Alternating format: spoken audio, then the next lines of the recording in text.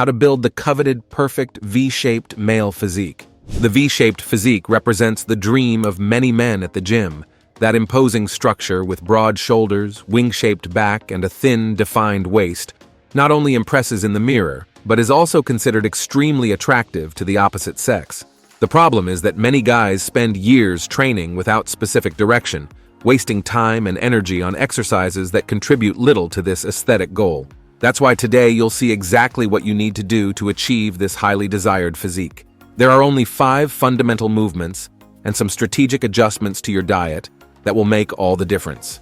Before we begin, please leave your name and the city where you're watching our content in the comments. To build the V-shaped physique, we need to focus on 3 main elements: wider back, broader shoulders, especially the lateral deltoids, and strengthening the abdominals while reducing the waistline. Let's start with part 1, the shoulders. For this muscle group, we'll do 2 movements. Exercise number 1, lateral raise with dumbbells. The lateral raise with dumbbells is possibly the most important exercise for those seeking the V physique, as it directly works the lateral deltoids, responsible for shoulder width. When well developed, these muscles create that rounded and prominent curvature that immediately catches attention. The cool thing about this exercise is that, even with light weight, you can feel intense muscle activation and visible results in just a few weeks of consistent training. To execute correctly, stand with feet shoulder-width apart, holding a dumbbell in each hand at your sides. Keep your elbows slightly flexed. This is a crucial detail that many ignore. From this position, raise your arms laterally until they are parallel to the floor. Don't use momentum from your body. An extra tip is to visualize elbowing upward, as your elbow should rise before your wrist. A common mistake many make is turning the lateral raise into a trapezius exercise, raising the shoulders during the movement. This happens when we use excessive weight and try to compensate with other muscles. Also, don't go beyond the shoulder line. If you want to intensify the experiment without necessarily increasing the load, try the pause technique at the top. When your arms reach the horizontal position, pause for 1 to 2 seconds before lowering. This increases time under tension. Regarding the question of repetitions versus load, for the lateral deltoids, which are predominantly composed of slow-twitch fibers, higher volumes of work function better. I recommend sets of 15 to 20 repetitions with moderate weight, focusing on movement quality and mind-muscle connection. You definitely don't need to use very heavy dumbbells to have impressive shoulders. Exercise number 2, shoulder press with dumbbells.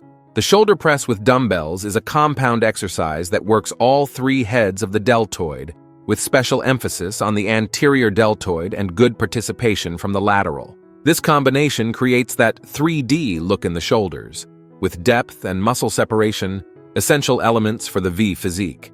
Unlike machines, dumbbells require greater stabilization and allow a more natural range of motion, respecting individual biomechanics. To execute correctly, sit on a bench with back support and hold a dumbbell in each hand at shoulder height, with palms facing forward or in a neutral position. Take a deep breath and push the dumbbells upward, extending your arms without locking your elbows at the top. The path of the dumbbells should form a small arc, starting closer to the body and ending aligned with the center of the head.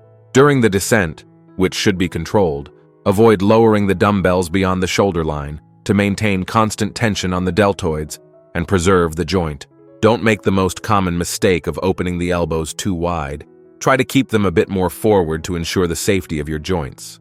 Another common mistake is neglecting the eccentric phase, letting the weight fall quickly. Remember, the muscle grows both during contraction and stretching under tension. In terms of load versus repetitions, shoulder press responds well to a mixed approach. Start with heavier sets of 6 to 8 repetitions to stimulate strength, and then complement with lighter sets of 12 to 15 repetitions for volume and definition. This ensures complete stimulation for all muscle fibers. If you don't like shoulder press with dumbbells, you can try barbell shoulder press using the Smith machine, which will also work very well and allows you to work with even heavier loads. Now let's move on to part 2, the back. Exercise number 1, lat pull down. The lat pull down is possibly the most efficient exercise for developing back width, directly working the latissimus dorsi. These muscles, when well developed, create that wing appearance that extends from the shoulders to the waist, essential for the V physique. What makes the pull down so special is its ability to isolate the latissimus in a very natural movement pattern for the human body, allowing a complete contraction without overloading the spine or shoulders. To execute correctly, sit in the machine with your knees fixed under the pads, adjusting the bench height so that your arms are completely extended when holding the bar, without raising your shoulders. Grip the bar with a slightly wider than shoulder width grip. Before starting the pull down, retract your shoulder blades and keep your chest puffed out. This is crucial for activating the back muscles from the start. Now, pull the bar toward your chest, imagining that you're pulling with your elbows, not your hands. To facilitate this, imagine that your hands are just hooks that wrap around the bar. The bar should lightly touch below your collarbone or the upper part of your chest. On the way up, allow a complete stretch, but without completely releasing the tension or letting your shoulders rise. A classic mistake is turning the pull down into a biceps exercise, pulling mainly with the arms and excessively leaning the body backward. This drastically reduces latissimus activation and transfers the work to the arm and lower back muscles. Another frequent mistake is not controlling the eccentric phase, the return of the bar, losing half the benefit of the exercise. Regarding the question of repetitions versus load, the lats contain a mixture of fast twitch and slow twitch muscle fibers, so they respond well to a periodized approach. Alternate between strength weeks with 6 to 8 repetitions with heavier weight, and volume weeks with 12 to 15 repetitions with moderate weight. This avoids plateaus and ensures continuous development, a rarely shared secret. Finish your back workout with a set of pull-downs to failure with a light weight, focusing on perfect contraction. This technique, known as burnout, exhausts all remaining fibers and stimulates additional growth. Before we continue, don't forget to subscribe to the channel. Having constant access to correct and science-based information is what will make you progress with health in the long term in the world of bodybuilding. Exercise number 2, bent over row. The bent over row is the perfect complement to the lat pull down because while the pull down develops width, the row builds thickness and muscle density in the back. This exercise intensely works the middle back muscles, such as the middle trapezius, rhomboids, and the medial part of the latissimus, creating that three-dimensional back appearance that catches the eye when you turn sideways. The beauty of the bent-over row lies in its simplicity and efficiency. With a barbell and proper technique, you can stimulate practically all the posterior trunk muscles, including the spinal erectors that help maintain an imposing posture. To execute correctly, stand with feet shoulder-width apart, holding a barbell with hands slightly wider than shoulder-width. Slightly bend your knees and lean your trunk forward, keeping your back straight and not rounded at an angle of approximately 45 degrees. This initial position is critical. Many make mistakes here and compromise the entire exercise. Now, keep your gaze fixed a few meters in front of you to keep the cervical spine aligned and pull the barbell toward your abdomen, ideally touching the umbilical region or just below the chest. Use a supinated grip. During the movement, concentrate on pulling using the back muscles, not the arms. Once again, imagine that your arms are just hooks, and you're trying to bring your shoulder blades together in the middle of your back. At the point of maximum contraction, hold for a second before controlling the descent of the barbell. A fatal mistake I frequently see is turning the row into a momentum exercise, using the legs and hips to throw the weight upward. This not only reduces the stimulus to the target muscles, but also increases the risk of lower back injury. Another common mistake is not keeping the trunk stable during the movement. Your trunk should remain at the same angle from start to finish. If it's oscillating up and down, you're using momentum and not muscle strength. The row is an exercise that generally responds better to moderate to heavy weights with impeccable technique. Sets of 8 to 12 repetitions usually offer the best balance between muscle stimulation and joint safety. Remember that the bent-over row also requires respect and gradual progression. Start with weights that allow perfect execution and increase gradually. Now we can move on to part 3, stronger abdomen and slimmer waist. To reduce the waistline, we need to pay attention to 5 factors. Number 1, reduce consumption of processed foods. Processed foods are perhaps the biggest enemy of those seeking a slim and defined waist. Full of refined sugars, trans fats, preservatives, and excess sodium, these products not only favor the accumulation of abdominal fat, but also promote systemic inflammation and fluid retention, making your waist appear wider than it really is. Recent studies show that regular consumption of ultra-processed foods is directly linked to the distribution of visceral fat, the one that accumulates between internal organs and pushes the abdomen outward, even in people with moderate body fat percentage. Additionally, many processed foods contain artificial sweeteners and other additives that alter gut flora, causing chronic bloating and abdominal distension. Gradually replace these products with whole foods, such as lean meats, eggs, fish, vegetables, greens, and whole grains. A practical tip: start by eliminating the worst villains: sodas, chips, stuffed cookies, and fast food. Just this change can reduce your waist by 2 to 3 centimeters in a few weeks, simply by reducing inflammation and water retention. Number 2, create a moderate caloric deficit. To create a slimmer waist, we need to decrease the layer of fat that surrounds this area, and this only happens when we consume fewer calories than we expend. Abdominal fat, especially in men, tends to be one of the last to be mobilized during the weight loss process, which means you need to reach a relatively low body fat percentage, usually below 12%, to start seeing significant definition in this region.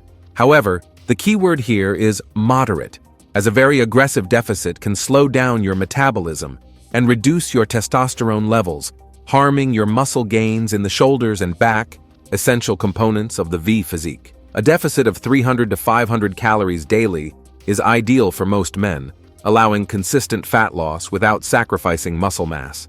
In practice, this means reducing portions without eliminating important food groups. You will also need to maintain a high protein intake to ensure you lose minimal muscle mass in this process. Number 3, increase the amount and frequency of cardio, always moderate. Moderate cardiovascular training is a powerful tool for slimming the waist, not only by helping with the caloric deficit, but also by improving insulin sensitivity, a hormone that, when imbalanced, favors abdominal fat accumulation. Moderate intensity cardio, where we maintain 60 to 70% of maximum heart rate, maximizes the use of fat as fuel, making it ideal for our goal. Unlike what many think, we don't need strenuous sessions. Studies show that brisk walks of 30 to 45 minutes are extremely effective for reducing abdominal fat. Frequency is another crucial factor. It's preferable to do 30 minutes daily than 90 minutes 3 times a week. This keeps your metabolism constantly elevated and improves blood circulation in the abdominal region. A particularly effective strategy is fasted cardio in the morning, when glycogen levels are lower, facilitating access to fat reserves. But attention, keep the intensity moderate to preserve your muscle mass. A simple test: you should be able to maintain a conversation during exercise without becoming breathless. Number 4, opt for slow-burning carbohydrates. Unlike refined carbohydrates, which cause insulin spikes and favor fat storage, especially in the abdominal region, complex carbohydrates are digested and absorbed gradually, keeping energy levels stable and reducing hunger. Foods such as sweet potatoes, brown rice, oats, quinoa, and legumes release glucose slowly into the bloodstream, avoiding that roller coaster effect on blood sugar that frequently leads us to crave more processed carbohydrates. Furthermore, these foods are rich in fiber, which increases satiety and improves intestinal transit, reducing abdominal bloating. A study from Tufts University showed that individuals who obtained most of their carbohydrates from whole sources had significantly smaller waists compared to those who consumed mainly refined carbohydrates, even with similar caloric intake.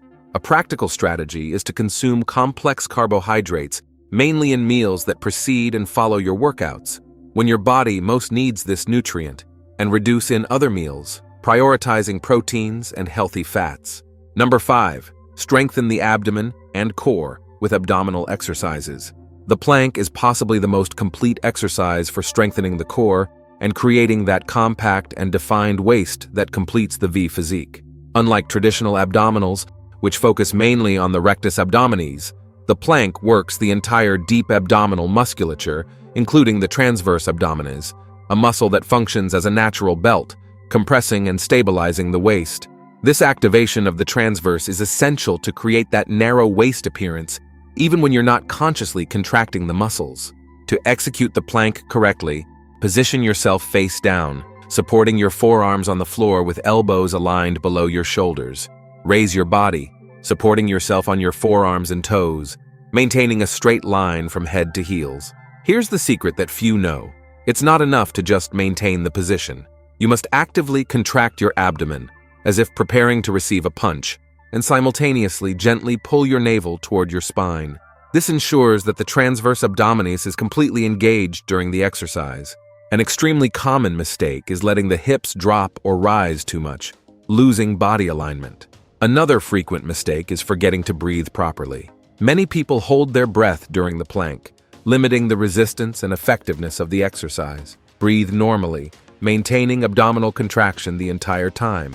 In terms of volume, the plank responds better to the approach of quality over quantity. Instead of trying to hold a 5-minute plank with inadequate form, do 3 to 4 sets of 40 to 60 seconds with maximum contraction and perfect form. Besides planks, you can also practice the stomach vacuum. This technique, popularized by bodybuilders of the golden era, consists of completely exhaling the air and then pulling the abdomen inward and upward, as if trying to touch the ribs with the navel. Practice the vacuum in the morning, on an empty stomach, when it's easier to achieve a deep contraction. Start with 10 repetitions of 10 seconds each and increase progressively. In a few weeks, you'll notice that your posture has improved and your waist seems more compact, even at rest. Combine this with the shoulder and back exercises we saw earlier, and you'll have all the necessary elements to build that impressive V physique that simultaneously looks athletic, aesthetic, and naturally masculine. If you like this and also want to discover 6 isometric postures you can do at home that will change your entire body, we've left a video appearing right now on the screen showing and explaining each of them in detail. Don't miss it. Thank you for watching this far, and may God bless you, my friend.